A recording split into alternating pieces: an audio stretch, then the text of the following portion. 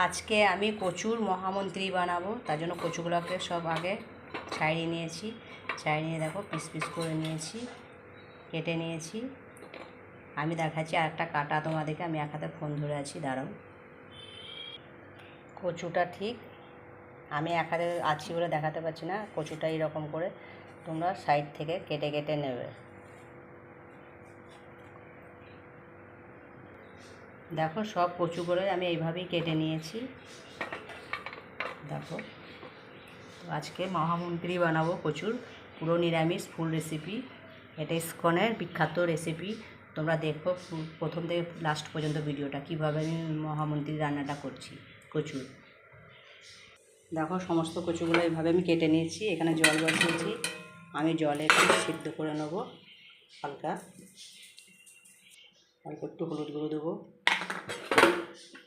যতক্ষণ আমার কচুগুলো সিদ্ধ হচ্ছে, কচুগুলো কিন্তু খুব সিদ্ধ করবো না, অল্প একটু সিদ্ধ করে নেবো। যতক্ষণ সিদ্ধ হচ্ছে ততক্ষণ আমি এইদিকে একটা বাটার তৈরি করে নিই। এখানে আমি আদা আর কাঁচা লঙ্কার একটা পেস্ট বানাবো। আমি এতটা বেসন নিয়েছি, যতটা বেসন তার থেকে একটু কম কর্নফ্লাওয়ার নেবো। এখানে দেখো আমি 3 চামচ কর্নফ্লাওয়ার নিলাম।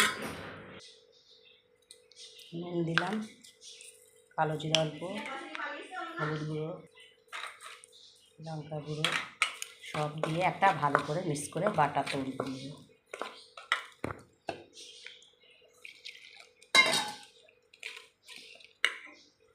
আমি ভালো করে বাটারটা ফাটিয়ে বাটারটা আমি তৈরি করে নিলাম।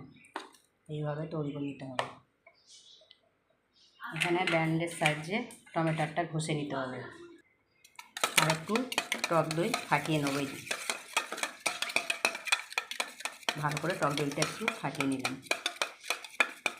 তোমরা মাঝখান থেকে কেউ স্কিপ করে চলে যাবে না, তাদের ভিডিওটা কীভাবে বানালাম রান্নার রেসিপিটা তোমরা বুঝতে পারবে না। তো তোমরা পুরো ভিডিওটাই দেখবে, আমি যেভাবে বানিয়েছি সেইভাবেই বানাবে। কচুর মহামন্ত্রী। আমি টমেটোটা গ্যান দিয়ে ভালো করে ঘষে নিলাম। কচুগুলো আমার সিদ্ধ হয়ে গেছে, আমি জল ঝরিয়ে নিলাম। আমি এখানে প্যান কড়াই বসিয়েছি, এতে সর্ষের তেল দিয়েছি গরম করতে। আমি কচুগুলো বাটারে চুবিয়ে একটা করে ভেজে নেব।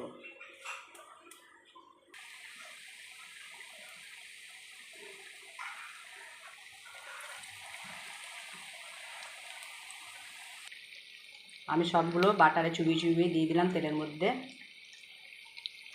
লাল লাল করে ভেজে নেব। এবার উল্টে নিলাম। এক পিঠ ভাজা হয়ে গেছে।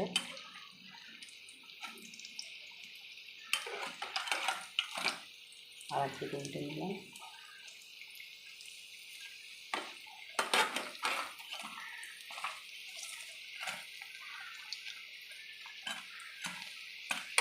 এই রেসিপিটা ইসকনের রেসিপি। এই রেসিপিটা ইসকনের বিখ্যাত একটা রেসিপি, কচুর মহামন্ত্রী। খেতে খুব সুস্বাদু, খুব টেস্ট হয়। তোমরা একবার বাড়িতে ট্রাই করবে, আমি যেভাবে বানালাম সেইভাবে বানিয়ে দেখবে খেয়ে। আর বিশেষ করে নিরামিষ দিনে এই রান্নাটা করবে, খুব ভালো হয়। নিরামিষ রান্না সম্পূর্ণ। আজকে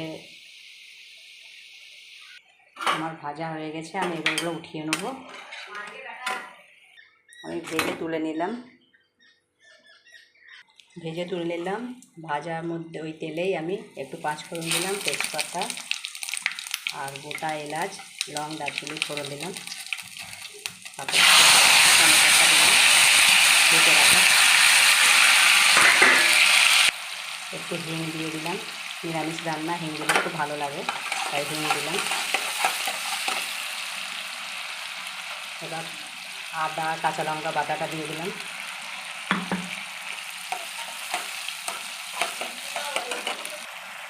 অল্প একটু মিষ্টি দিলাম, চিনি, হলুদ গুঁড়ো, লঙ্কা গুঁড়ো, জিরা ধনে গুঁড়ো,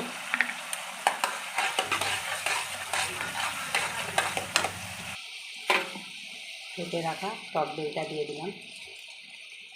দিয়ে ভালো করে সমস্ত কিছু দিয়ে বসিয়ে নেব।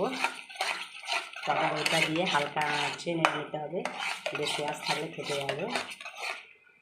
ভালো করে মশলা এগুলো সমস্ত কিছু দিয়ে কষিয়ে নিতে হবে তেল ছাড়ানো অবধি, যতক্ষণ না তেল ছেড়ে আসে।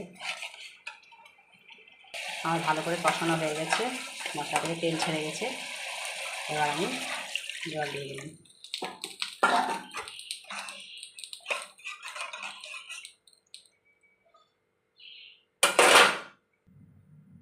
স্বাদ মতো নুনটা দিলাম লাস্টে।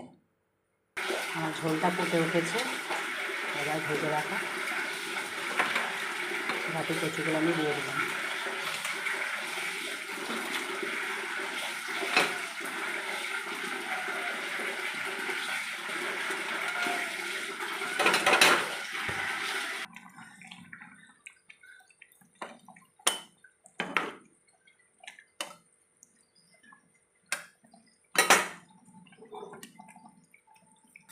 তো তোমাদের সঙ্গে প্রথম থেকে লাস্ট পর্যন্ত ভিডিওটা আমি শেয়ার করলাম, কীভাবে বানালাম। তোমরা প্রথম থেকে লাস্ট পর্যন্ত দেখলে পুরো ভিডিওটা।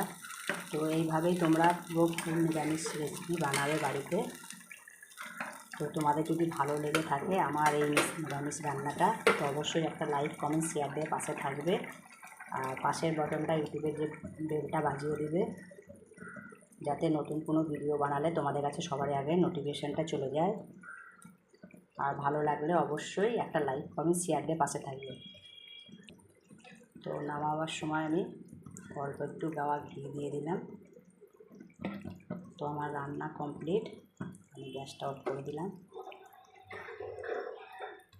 তো তোমরা দেখলে কীভাবে রান্না করলাম গাটি কচুর মহামন্ত্রী। বাই, সবাই ভালো থেকো।